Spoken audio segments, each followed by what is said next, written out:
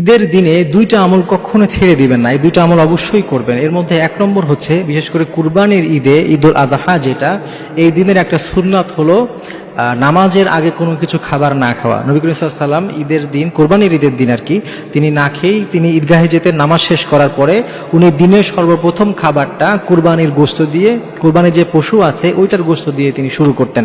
এই জন্য এই কোরবানির ঈদের একটা দিনের সুন্নাত হচ্ছে কুরবানির মাংস দিয়েই খাবারটা শুরু করা। এই জন্য আমরা এই সুন্নাতটা পালন করতে পারি।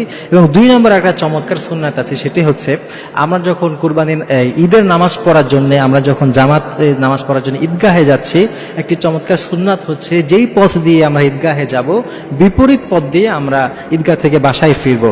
ধরেন আপনার যে ঈদগাহ আছে দুই দিক দিয়ে যদি যাওয়ার রাস্তা থাকে, আপনি একটা রাস্তা দিয়ে ঈদগাহে গেলেন, আরেকটি রাস্তা দিয়ে আপনি বাসায় ফিরে আসলেন। তো এইভাবে করা, এটাও একটা চমৎকার সুন্নাত। এই দুইটা সুন্নাত কিন্তু সাধারণত ঈদের দিন ছাড়া অন্য কোনো দিনে পাওয়া যায় না। এই জন্য ঈদের দিন ইনশাআল্লাহ তাআলা আমরা চেষ্টা করব এই দুইটা সুন্নাত যাতে করে আমরা অবশ্যই পালন করি।